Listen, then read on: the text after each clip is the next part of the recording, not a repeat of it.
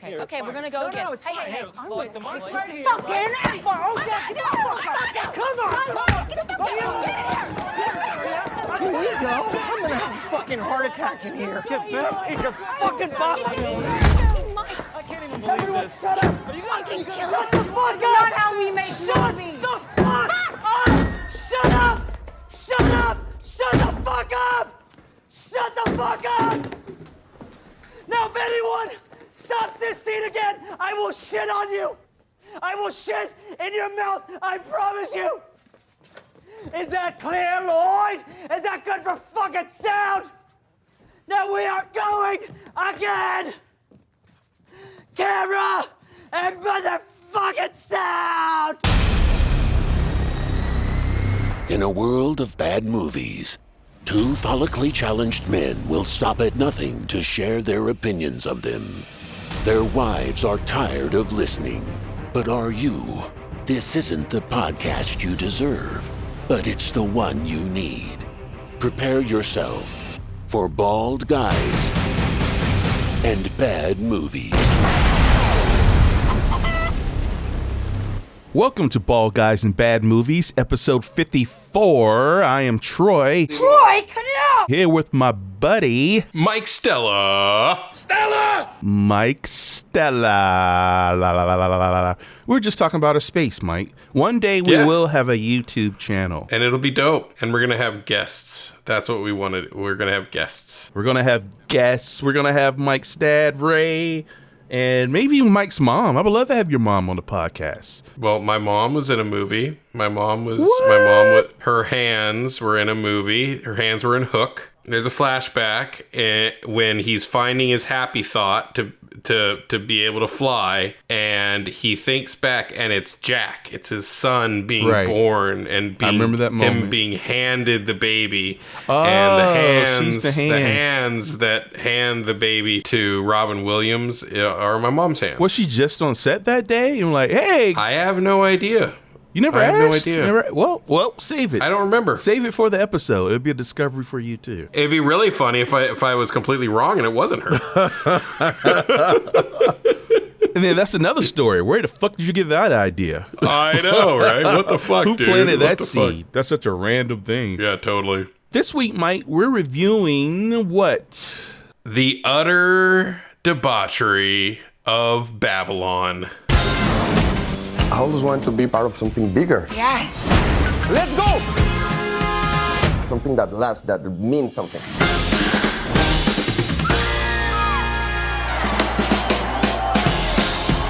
You know, when I first moved to LA, I got your face tattooed on my back. you know what the signs on all the doors read?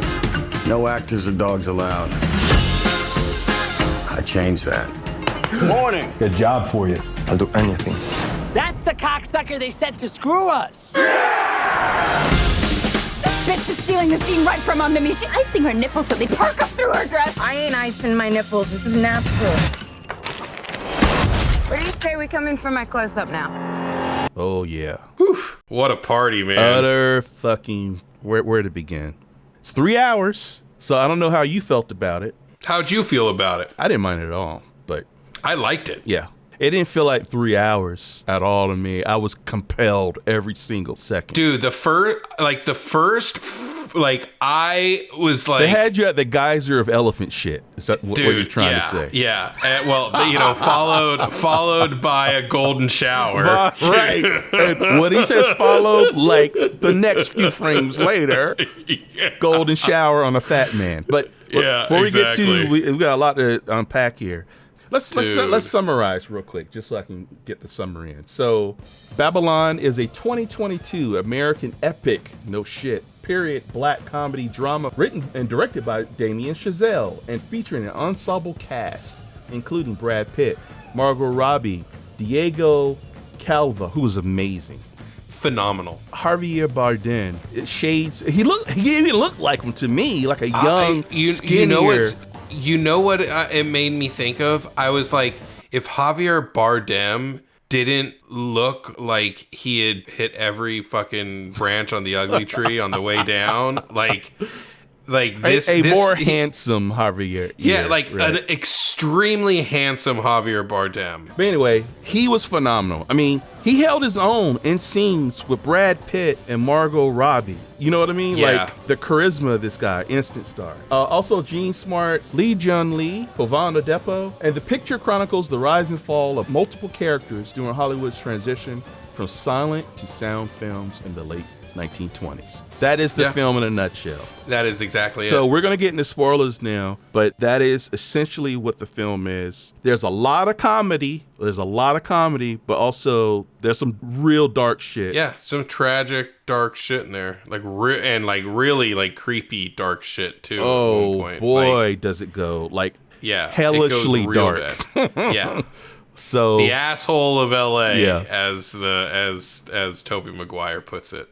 Tobey Maguire was fucking amazing. Holy shit. Love it or hate it, you ain't seen a film like Babylon. No, you ain't. I think I could stand by that statement. You have not. So I loved it. If that piques your interest, then go for it. Sounds like you would recommend Babylon. I utterly loved it. It was a love story to the film industry. I'm glad you said that. I have a question for you. I loved it. I went through so many emotions watching this movie. Heartbreaking, fucking funny. Holy shit, this movie. Hilarious as shit, dude. When people LOL, this was real. Yes. This is why that was invented, but it never means this. This is a laugh out loud. So we both recommend. Yeah. But let me ask you this before we get into spoilers.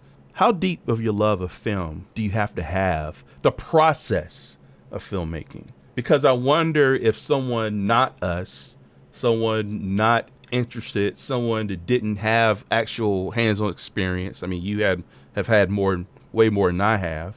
But we love cinema. We love the making of the process. I think I agree with that, but I would say yes, you need, but personally, I think it's more, you just need a love of cinema, not a love of the process. Or dreams. Because I don't love the process, you know what I mean? Like, that's why I don't work in the fucking film industry, because the process is grueling, you know what I mean? Like, so we both recommend. Highly recommend. Highly recommend. I just wanted to bring that up because I don't know where the line between my lifelong love of cinema and this love letter to cinema, would it appeal to someone? I would say yes. I think as long as you love film itself, you love all kinds of movies, and you love old movies, you love the idea of movies. I'll say this.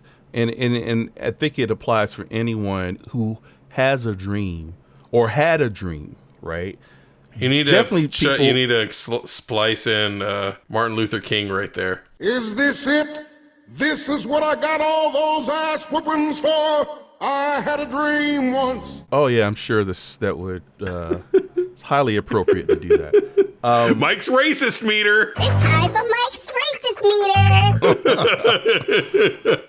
There's a lot of things I kind of knew about, but I just never. The silent era stuff was mind blowing to me. Like, just utterly.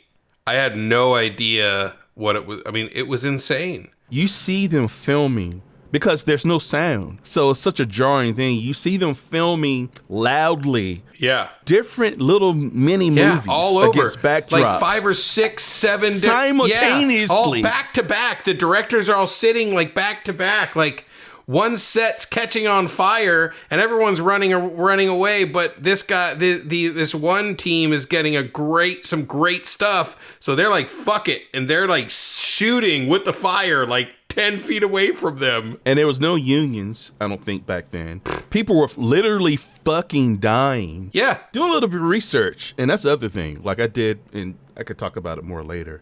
Because once I watched it, I'm like, wait a minute. So there's a female director. Was that for real? I looked it up. Yes, she's based on a real person. Oh, really? She was the only female director. And then the actress that Margot Robbie, she was based on several different actresses, but there was one main one.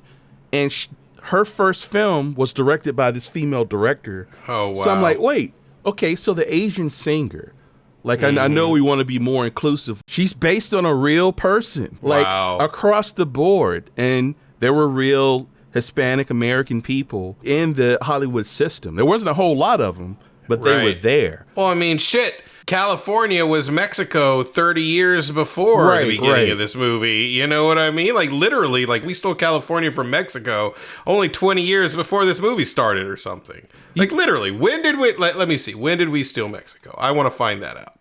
About 75 years before. Because it's one thing to take liberties with history. Sure. And while I was watching, I'm like, you know, I love the inclusiveness, but I would rather something more accurate, right? But totally. It was great to find out, and I could send you the article where they go through the characters and, you know, a direct line too. And the director, who I didn't know, he directed Whiplash. Yeah. No fucking way. Okay. Director of Whiplash. Sure. I could totally see that. Totally see that. Chazelle? You've seen Whiplash.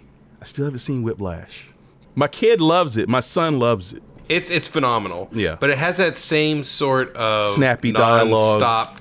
Non-stop. Like fast pace. Like the pacing of the first 45 minutes of this movie where like literally I thought I was gonna have a heart attack because it was just like it did not let up. You know what I mean? You know what I thought to myself? This pacing should have been what Cocaine Bear was. Oh, yeah, exactly. You know what I mean? It all goes back to Cocaine Bear. It all goes back to Cocaine Bear.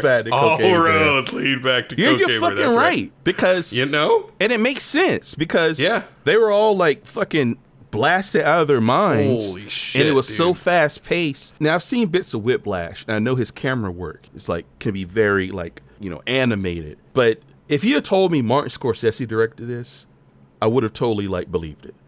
If you, really? Yeah, like No, I wouldn't. You're kidding me, dude. You didn't get a Scorsese feel from this? Well, no, I got a Scorsese feel from a couple of the shots, from a couple of the camera movements and the way the camera was always moving. But the cut, the edit was nothing.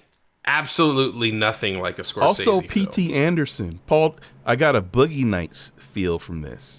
Sure. Even from a little bit of the story, especially with Brad Pitt's character and his producer friend who met a tragic end. William H. Macy, he was the guy whose wife was constantly fucking someone. Right. And then leading up to that moment in the film, it was like, party!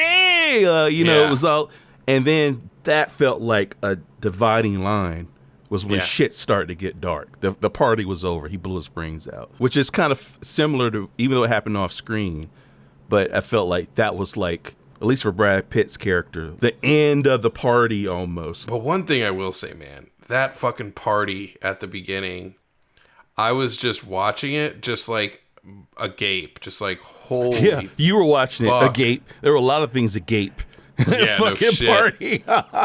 Your mouth and several other orifices on screen. Did Drea watch it with you? Yeah, she was work. She had a bunch of work to do, so she was hanging out, but she didn't really watch it. I loved it. I'd watch it again. I went to turn it on again afterwards, but then I was like, I got a bunch of other shit I could fucking watch. kicking myself I didn't go to movies to see this. Yeah. This fucking thing was why theaters were invented, dude. Hell yeah, it How was. the fuck did I my lazy ass. I wanted to see it. I wanted to see it. Yeah, me too. You know what I was thinking to myself? I was like, man, my dad would have loved to work on this film. I bet he would. You know who wouldn't have loved to work on it? The fucking janitor. Think of the slop he had to like clean up. Even though it was safe slop, but still. So let's start. I think maybe the best way, because it's such a sprawling epic, you want to start by just breaking down the characters or talking about the character's journey. You want to start with Margot Robbie, for example? I think we should start with Diego Calva. I say we start with him because he's the first character we meet. He plays Manny Torres. Holy shit. Fucking amazing. Manuel Manny Torres. And what an entrance. Well, what I will say is from the first title card, I was blown away. The old Paramount. Paramount, right? Yeah, that, I guess was the title card. But then it says like Bel Air 1922 or something. Mm-hmm. And it's just I mean, if you guys don't know where Bel Air is, like Bel Air is like right over near UCLA. Mm-hmm. Like that's Bel Air. It's super rich. And this shot is literally just like a desert. It's a desert. It's like a desert. There's nothing there. Nothing. There's nothing there except for like some orchard or something and an elephant that they bought for no other reason than to have at a party. You know what I mean? Like, and just seeing that is like, this is Bel Air, California in 1922. Holy shit. I was like, that's crazy. After that,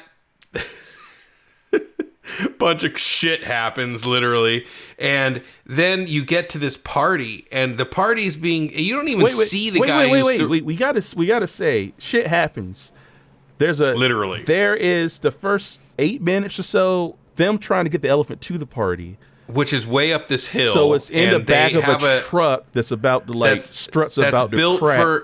That's built for horses. Right. It's a horse and the guy literally truck. thought, when he said elephant, he thought he was being You mean like a big horse? Yeah. Like a really big horse? He's like, no, like an elephant. He's like, and he looks over and he's like, that's a fucking elephant. Holy shit, is that a fucking elephant? Señor, probablemente hubo some kind of bad communication. Bad communicate. This is a truck for fucking horses, man. What do I look like, a goddamn Maharaja? Manny is in a car towing the truck with the elephant, and that stalls out. He has to quickly jump out with another guy. They're pushing, and then the elephant begins to spray a gallon of elephant shit. I was like, that elephant is sick.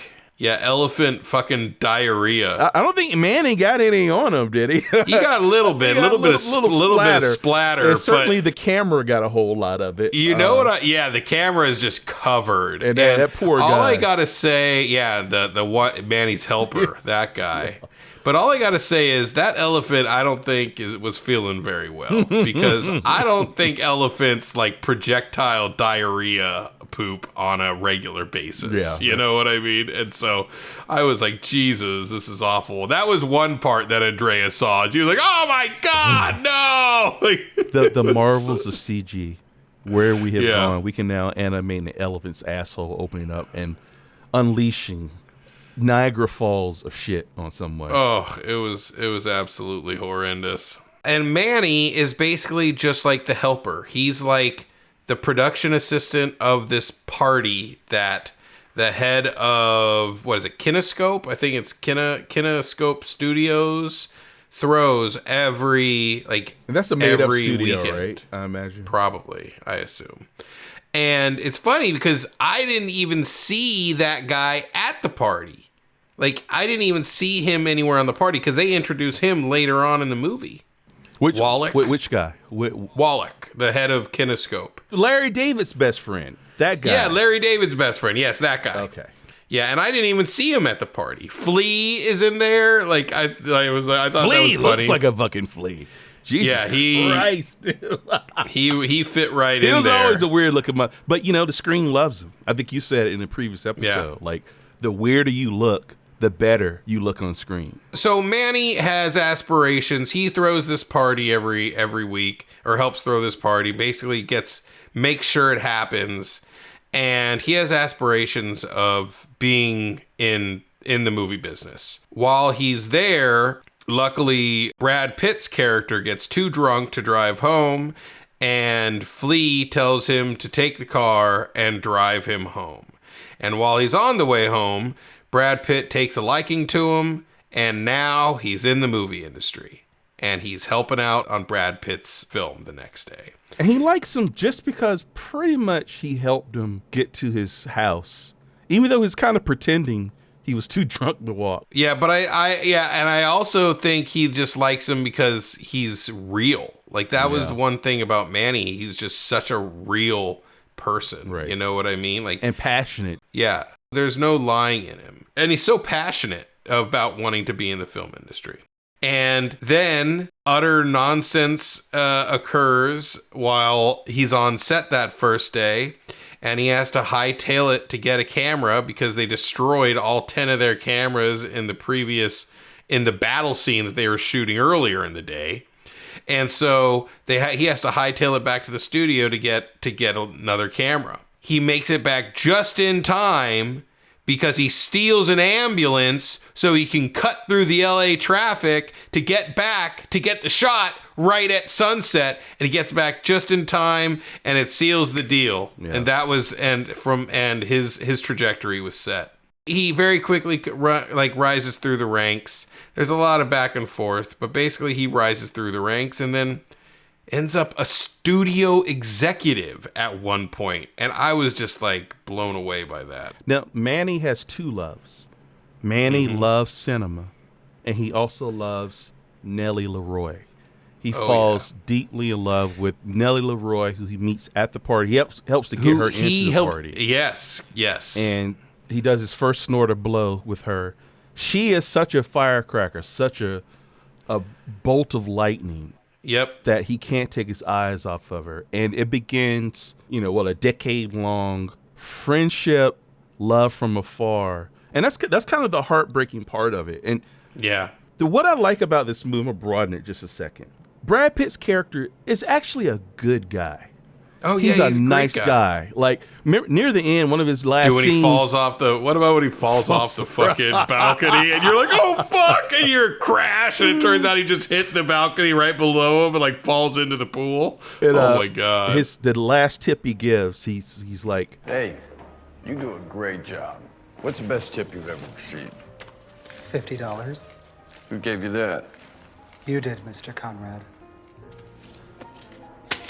It's on you now, kid. Future's yours. Just a little small touch of how this guy, at the heart of it, even though he's involved in debauchery, I never got a sense of meanness from him. No, but he never really took place in the debauchery. Like, he was always there, but he was never the one running around with the naked girls and shit like that, like in the actual parties. He was just there. I think the first scene we meet him, the waitress at the opening party. Oh, right. Like, leans over very long to get her boobs in his face, and he's like, you don't have to do that to get my attention. Yeah. Like, you are enough to get my attention. Then he mentioned it to someone else that how much he liked her because she was so real. Right. And I think you're onto something. Manny is real. Exactly. Because everyone comes to Hollywood, at least in the concept of this film, but also in real life, they're running from something or they're trying to reinvent themselves. Right. They're becoming something else. There's the real them somewhere deep down. Right? That's right. So even Brad Pitt, I think he said he's from Texas. And then Margot Robbie, she is a deeply hurt and flawed person who disguises it amongst drugs and booze and sex and just eating life, taking life by the horns and fucking it. Holy shit, yeah. I'll fuck life before it fucks me, right? Yeah. And she's just a candle that's burning out quickly. Yep. But none of these people, and I've seen films try to do this before, not once did I not root for these people, that they felt like pathetic. Absolutely. You know what I mean? Like they felt like you deserve it. I wanted them all to win, right? Yeah. And well, you have to feel that way. Otherwise, when they lose, well, not necessarily. You're not. There's like, well, I mean, like a Boogie Nights. Boogie Nights have. I mean, yeah, Mark Wahlberg, you may pull for him, but it's filled with other people that you're really not that invested into. Well, and I think because they are dreamers. When they do die or they are in bad situations, you're not like emotionally destroyed by it. You mean not like this film? Yeah, right. You didn't have the emotional connection. I thought, and whether or not he wanted you to have that emotional connection in Boogie Nights or not, but Boogie Nights was a great film for different reasons. You know what I mean? This was just like this emotional roller coaster. Well, through Manny made me think of myself as a kid. And you come from a different experience. Like you had a foothold. You were on sets, right? Yeah, I know. Whereas I know. I think I'm more like Manny, where you might as well tell me Oz exists, right? Like, right. And like Manny, like when I first got here, and I think I've told the story at least to you, my first time on the Hollywood Boulevard, I was hit with the overwhelming aroma of human piss. And and knowing full well that I wasn't a complete hasty idiot. I knew it's not like in the Michael Bay film where everything's like perfectly lit, whatever. But it's still jarring, and everything looked smaller than what was in my mind, what was in my fantasies as a kid. And Manny is just that, he's just so pure. He is just the embodiment of cinematic love and passion. This guy loves it. And when he gets it and tries to keep it, you want him to keep it. And when he doesn't, he's not able to. It's just so crushing. Yeah, what was so soul crushing was I was hoping that he was going to tell her to get the fuck out. Yeah. I was so hoping he was going to tell her to get the fuck out. You know what I thought at that moment? What? I'll play the racism meter for me. It's time for Troy's Racist Meter. I was like, look at that. Another white bitch ruining your life. Mm-hmm. White bitches are the devil, man. What he wound up? Outcast. He got him a nice Hispanic woman, a next Mexican woman, and his little girl, and those white bitches, man, they'll wring you dry. They're fucking devils, dude. They're a bunch of fucking white devils. That's what they tell you growing up. Hey, boy, don't mess with the white women. I come from the South. That's some real shit. Yeah, well, that is the real shit. Yeah. You will get killed fucking with white women in the South. And yet it didn't stop me. The first girl I ever kissed was white. We were in the parking lot somewhere. Oh, yeah? Crazy. But anyway, I look back on that. I'm a fucking idiot. Took your life into your own hands. But you know what? Maybe not. I feel like it's worse now. Back then, maybe it's because I was living in it and it was like, oh, well, maybe I'm too far removed from the South and that environment. Maybe. Whatever, who cares? But yeah, but still I wanted them. I knew it wasn't going to work out, but part of me wanted it to work out because I didn't want her to suffer or die. When I was like, I was like, why is she walking off? Like, just why? Because but you know why. I mean, it was the most selfish thing she could have done for him. Right, no, I get it, but if she would have driven him straight into the grave, which is where she wound up. Fire, so a candle that burned too bright. And then, Gene Smart played the writer, Eleanor St. John, the tabloid writer. Yeah. And there was that long speech. It wasn't even a speech. It was like the conversation with Brad Pitt. With Brad Pitt, right? Yeah. And you want to know why they laughed, right? Part of me always wanted to make a movie, because other than the people that know you, love you, you're forgotten. Let's face it. Yep. And for some people, that's enough. But I always long to be remembered. Yeah. And there was a fantastically written line. She said it was a child born in 50 years will stumble across your image flickering on a screen and feel he knows you like a friend, though you breathed your last before he breathed his first. We're ghosts. And she put herself into it. I'll be replaced. You'll be replaced. All these people are just going to be gone someday. And you're lucky enough that when you're gone, you'll immortalized. You'll be among ghosts and angels or something like that. And I was like, that's a pretty fucking awesome line. and he can only accept it. I think that's the moment he didn't want to hear it, but you could just see his soul just deflating because he knows she's fucking right. And the fact she even puts herself into it, she's not even saying that you're over the hill. She's saying, and she's not trying to be mean. You're right. She's doing it out of love. It's like almost like a mother taking her son to the side. She's like, I'm just telling you the way it is. If you can accept this, you will be happier. Right. But, if you can't, then and he can't. It doesn't change it, and he can't. And he takes his life, which is sad. Let's talk about some of the fun shit. Wait. I want to talk about one thing before we get into the fun shit. Yes, go for it. I was blown away with Margot Robbie's first acting scene. The bar? Fuck the bar scene. Holy shit. You know who they wanted for this role originally? And she was even cast. Did you hear? Who? Emma Stone. No. Emma Stone. No. I think she could have done it, but I'm very glad Margot Robbie. No, she would not have done it justice. I don't think she could have reached that level of manic energy. I truly don't think she was the right pick for it. And look, she is a pretty girl, but I think Margot Robbie is to my opinion, so stunningly beautiful that it fits the character better. Yeah. Her looks. Totally. gets her through the door, and you can't help. And Manny falls in love, not just because of the looks, it's her spirit, but it's everything, right? She is like a star falling from heaven here on earth, and that's what she needed to be. But yes, that scene, the bar, when she's like, she's not gonna be able to cry, and then she just fucking bursts out tears, and they're like, holy fuck. And then the director's like, can you wait 2 seconds and then cry? She's like, sure. And then she's like, can you not cry so much? Like, just like 1 or 2 tears. She's like, what? 1 tear or 2? Yeah, no, it's so great.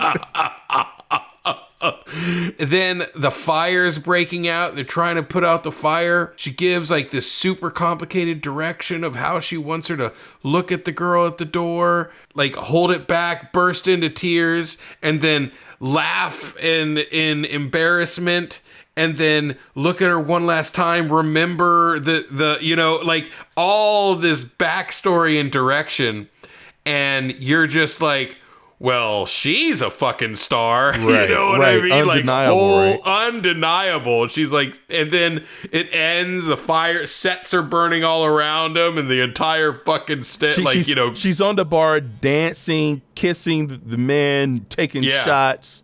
And the punchline, or sort of the punchline, I think at the very end, she's like, how are you able to do that?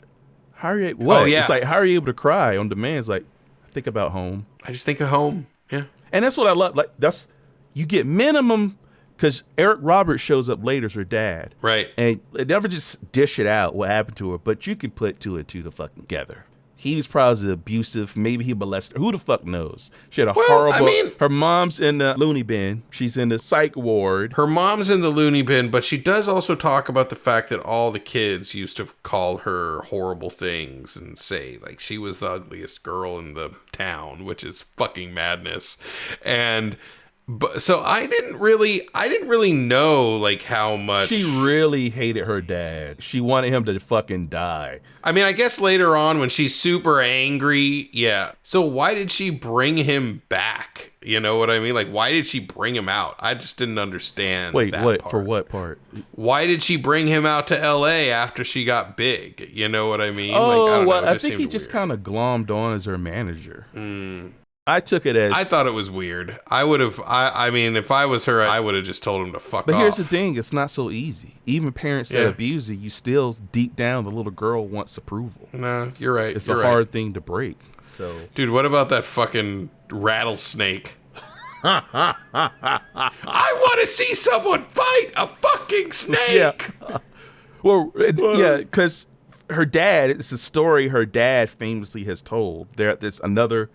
party at someone's house. I don't know if it was her house or not, and then he was like, he's drunk. Yeah, let's go fucking fight a snake. And they drive off in the middle of the fucking nowhere, find a rattlesnake, and he fucking passes out like 3 feet from it. And she's like, God damn it, you fucking pussies!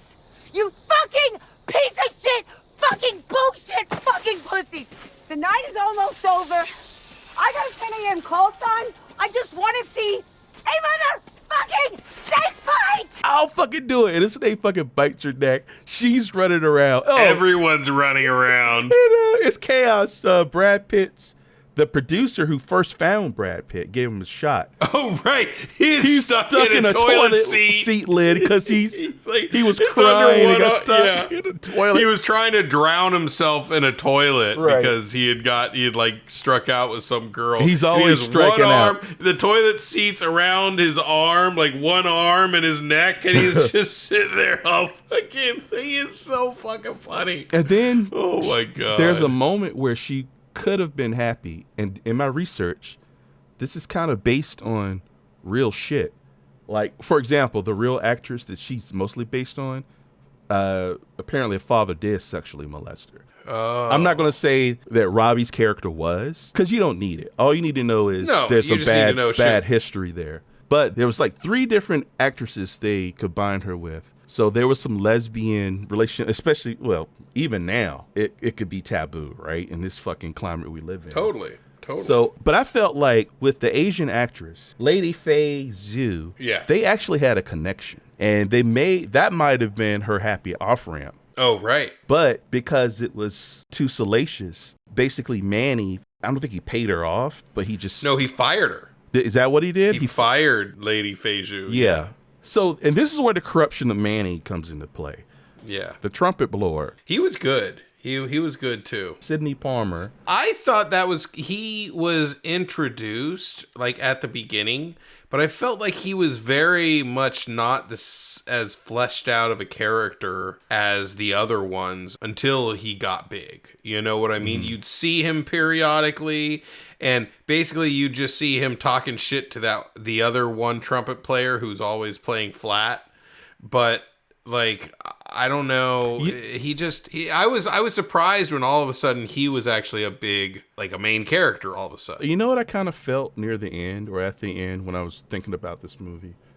I almost felt like, because what threw me about the movie was diversity of it at first. Yeah. Because I just saw old Hollywood, old America as some racist place where you can't even party with the same, different class. But again, the 20s was actually a little bit more liberated, especially in Hollywood at that time. Yeah, Hollywood was fucking insane. But I feel like maybe he was put in there just for that moment where he was forced to wear blackface. Yeah.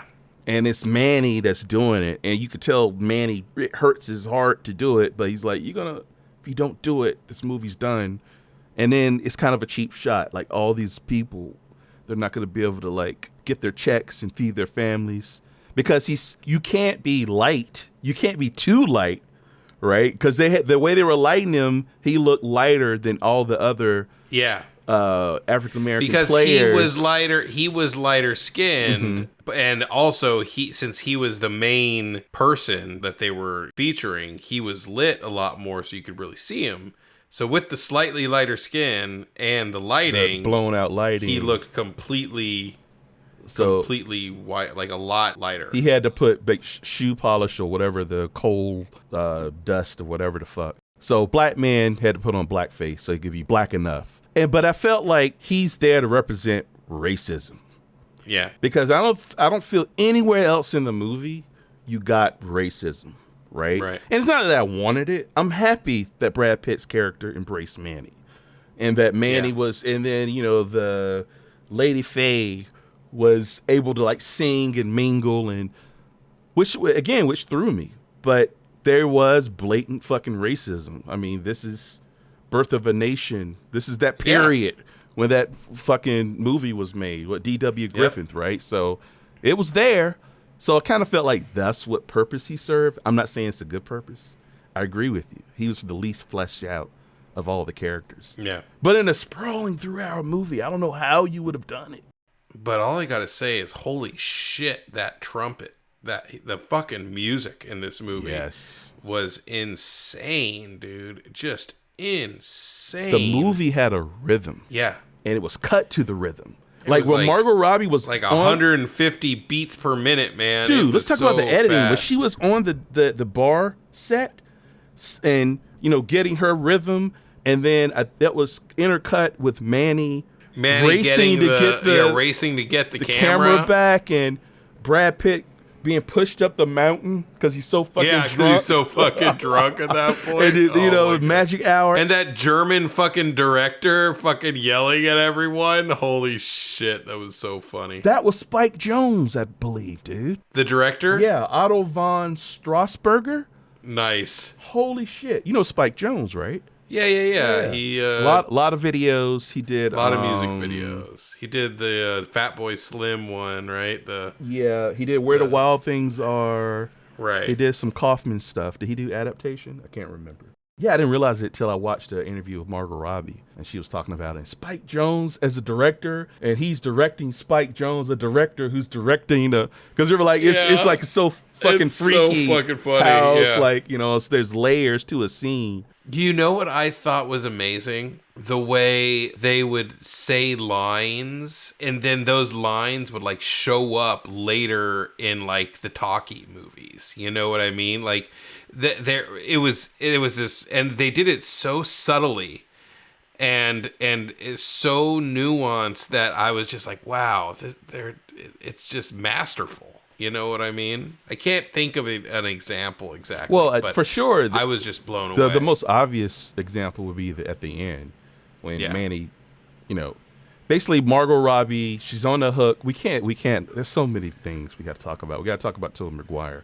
But before we get to that dark shit, but yeah, at the end, Manny returns to L.A. after having to leave to save his life. In 1952, so it's like 20 years later or he's something. He's at New York. I think he owns a camera shop. Radios. Radios? Yeah, radios. So he's back with his family. He goes to his wife and daughter. They go somewhere else, for the afternoon. He goes to a movie.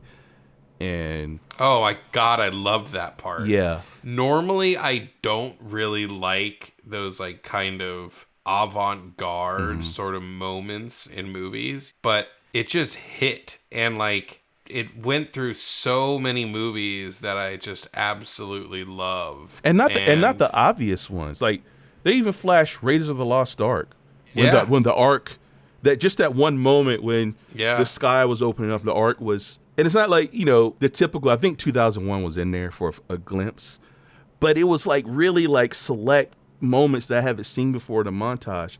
Yeah, Manny goes to the movie theater. Character reminds him of Margot Robbie's character because she's a rough. There's a moment where they're trying to revitalize her career and lose her Jersey accent, and this movie is like that. And it was funny. Like there's a line where someone says they're gonna like eventually can all these fucking frogs, and that was actually a term, from what I understand, that they used for silent actors, for silent movie actors. Really? Who couldn't hack it once they had to talk because their voices sounded like shit. Right. And then what about he goes to see the movie? He goes to see that movie, and it's a movie about her, about trying to make this girl like sound no longer sound Jersey. I thought it was so good. It was beautiful. It was so well done. He cries, the camera pulls back, and it goes down, and it shows just people.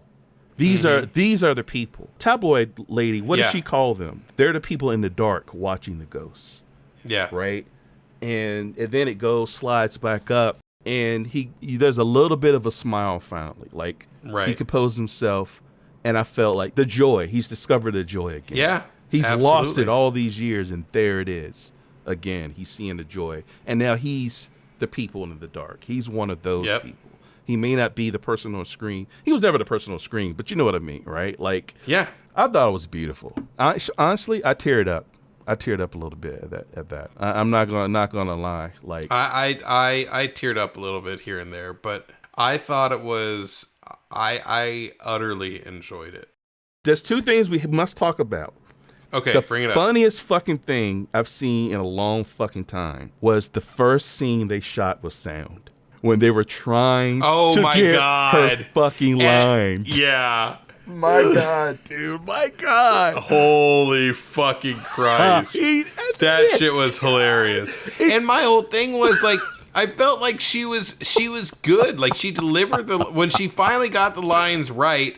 But that was my whole thing. They only did like 7 takes. Like, what the fuck, dude? Like, it kept getting ruined. People are losing their fucking mind doing. I love the fact that people kept coming in while the red light was Don't on. You know what the red light means? And then what the fuck? And then one time fucking head of the studio. Yeah. And they're like, hi, Mr. Wallace. Hi, sir. Welcome. Come on in.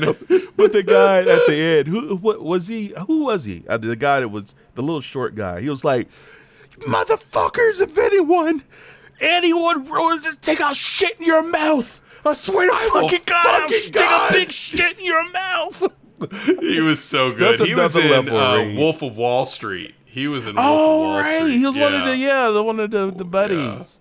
And then the guy in the hot box, the poor cameraman. The camera operator dies. Yeah. Oh, they missed a punchline. I thought for a fact when he fell out dead, I thought the guy, Wolf of Wall Street guy, was going to be like, he did record, right? Yeah, exactly. Even over a dead man, it's like, I know. Wait, but do we get the shot? You couldn't help yourself at that point. Yeah, I was like, come on, man. That was such low hang. That made, I laughed so much, dude. Yeah, that part was fucking amazing. That was brilliant.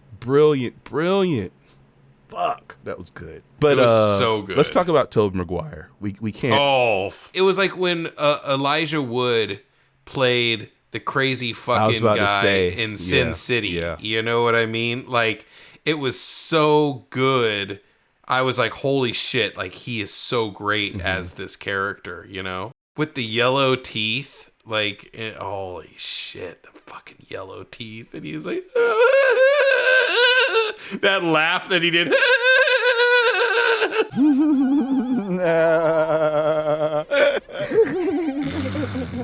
Holy shit, dude. This is and I'm not saying he's copying Boogie Nights, not at all. But Boogie Nights did this really well. Boogie Nights had it was a whole movie, but there were like parts that you could just watch on its own merit. This is one of them because Manny's trying to get Margot Robbie out of the hot seat. She's in debt with Tobey Maguire's character for like $85,000, which is a gazillion dollars in today's money. Yeah, a gazillion So dollars. this actor is he an actor? The guy who gets him the money? I forget what his role was. He is like he's everyone's drug dealer, and he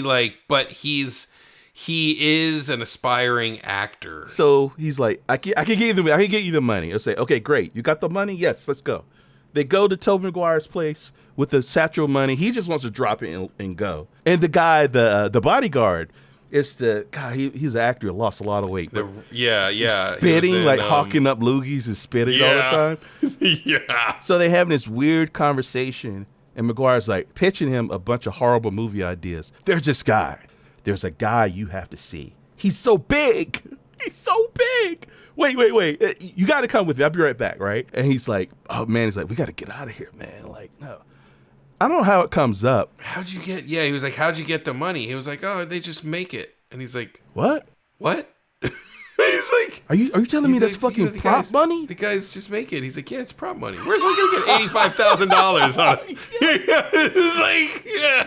it? And I was like, holy fuck. So then Maguire comes back, and then the scene has a whole another level of tension. Yep. Manny's sweating bullets, and he can see it. And he's like insisting, come. I'll show you this guy. He's so big. You're going to love him. And they go to like a tunnel. It's like a hole in a tunnel in the wall. I have no idea what it was. Maguire's like, this is the asshole of Los Angeles. This is the asshole of Los Angeles. He's like, this is the last part. He's like, this town has gone to shit. He's like, no one knows how to party anymore, but they know how to party here. And then they go down to the first place, and it's like two women beating the shit out of each other in a fucking cage match, and everyone's screaming and doing money. And he's like, oh, he's just one floor below us. Or I'm like, a floor below? You have to go deeper into the dungeon? Okay. Deeper into the asshole. Holy shit. And it really was an Dante's asshole. Inferno. It is the Dante's Inferno. It absolutely They kept going down. I think they went down several levels, right? Or it seemed like it. And Dude, it was just like the worse freak show, and worse. like the BDSM, with freak show people, and holy shit. And you're descending with Manny, and you're thinking, can it get worse than this? And yes, it can. And it fucking did. So the final level of the Ring of Hell is this giant. Is the guy playing a mountain? I don't know. It might have been his brother. Because have you seen that guy with his two brothers? No. He's the small one of the family. Fuck me, really? Holy shit. Yes. These guys are a head taller than that dude. Jesus Christ. And just as yoked. His daddy's sperm was not fucking around. I'm going to make a boy. I make boys. You can actually see his sperm, individual sperms. You know what I mean? You hold that sucker up, barely hold on to it. It's twitching around. He didn't wait for it to penetrate. He just leapfrogged out of his dick. Fuck this. Yeah, he just comes one sperm. Like a whale emerging. Yeah, exactly. But a huge. It looks like every mutant from Mad Max rolled into one. Absolutely. One massive guy. Eating rats. Live rats for money. Fucking rat. And just like squishing them and they're just bleeding all down. It was fun. Like they're like, Man, the other guy's like puking, and McGuire's like, oh, wait, give me a 20, give me a 20. Eat another rat. I want to eat another rat, eat another one. And he's fishing out the fake money. And then the second one he pulls out, I think it's a water drips. Water drips. And it starts to run. The ink starts to run. And there it begins. Manny, I think, kills the guy, kills the bodyguard guy. He takes a big bludgeon, self-defense. Off the wall and fucking kills him. And they're running. It's a gun chase. He frees the there's an alligator. He frees it. That gives them just enough time to get to their car. Yeah. They're being fired upon, and that leads to he's on the run with Margot Robbie's character. There's a brief respite of... They find a party, and they finally kiss. I think that's when they finally kiss, dude. They find a party, they dance for a few hours, they fill the car up with gas. He goes up to get the Count, is what he was called, the Count. The asshole that supplied the fake money. That gave him the fake money. And she just walks off into the darkness. Never to be seen again. Beautiful spot. It was like a spotlight, but it was a street light. And she dances. She doesn't just walk. She kind of dances and spins and goes off. Yep. Meanwhile, Manny is begging for his life, pissing his pants because a hitman shows up, kills the Count, kills the Count's fucking roommate who's eating like Cheerios, and lets Manny go. I always thought Manny was in a place that, because he was who he was that guy, he was that personable, really awesome person to work with, who was great at what he did also, he could have come back. He could have easily come back from it. But the moment she walks up to his fucking house, the fucking white devil woman, you know what I mean? Hey, you said it this time. You get the meter, not me. Yeah, fucking hell, dude. But I'm white, so I can say that. But she looks like Margot Robbie, though. That's how they get you. I don't get the ugly white devils. The ugly white bitches, I don't get that. Like, really? Over her? Margot Robbie? Yeah. Maybe I'll go over a cliff. I can see it. Yeah. You just got to be, call me whatever. Like, yeah, I'm all about the looks. But, I mean, shit. If you look like that, if you like Anna de Mars, you want to, ruin my life, I don't know. Might be a fun ride going down the tubes is what I'm saying. I'm sorry, but like it's called attraction for a reason. You know what I mean? There's a certain amount of, you can't control yourself. Are you supporting my point, or are you there? Hell yeah. Okay, all right. Fucking crazy. You're trying to find the right words. The words are, you see that bitch? And Margot Robbie didn't get naked once in the whole movie. Did you notice that? She showed her tit. No, she didn't. Yeah, she did. When? And I think it was around the bar scene. That you were really? Yeah. It was a brief little yeah, it was her tit. I don't remember it. But I didn't give a shit. Like, she is such a good performer. I don't care that she didn't show any her gazongas. I don't care. I'll leave it at this. This is my last gushing praise. Films hope they have a single moment that is a defining image. Yeah. Or defining scene. This film has many, abound with those moments, plentiful. Like every time I think back on it, it's a new. Oh wait, that happened. Like I can't wait to watch it again, and I'm sure I'm gonna find new ways to fall in love with it. You want to rate this? Are we ready for a rating? Hell yeah. You want me to go first, or are you gonna go first? Yeah, you go first. Okay. This is a no-brainer. This is my first 5. I'm going to give this a fucking 5, dude. Now, are there things that probably could have been done? Sure.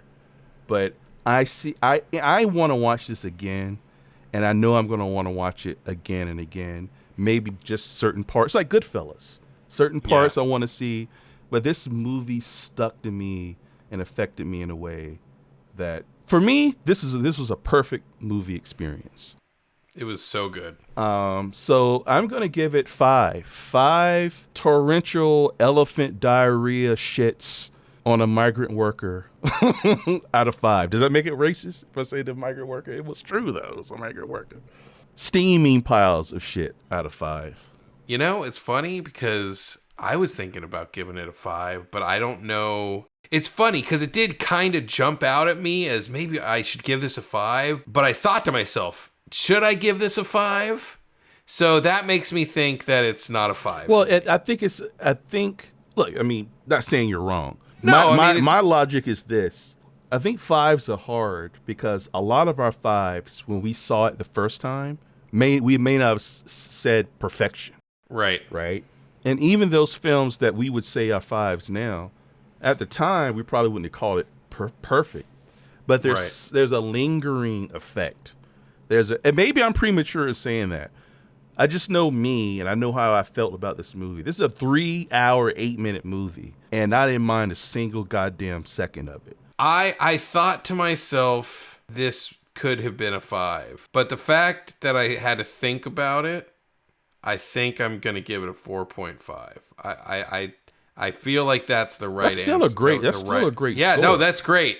And like, you know, I would even give it like a 4.75. Yeah. You know what I mean? Like, I think this is between 4.5 and 5. When thinking about this, because we 5s are serious business here. Exactly, and that's how I'm like, will I regret this? Will I look back and like, well, you gave that fucking film a 5, and everywhere I turned it, I'm like, no, I fucking love this movie. So I will give it 4.75. Oh, you're venting shit. Just give it a 5, dude. What are you doing? 4.75 golden showers out of 5.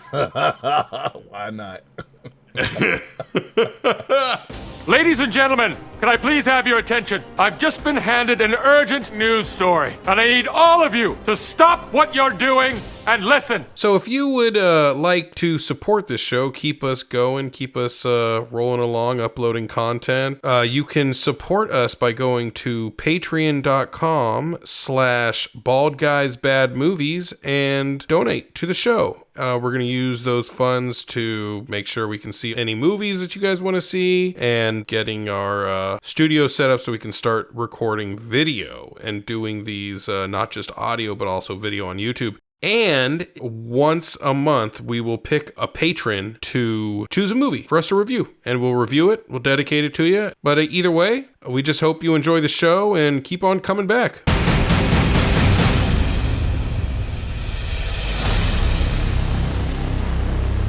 More! Eat another rat!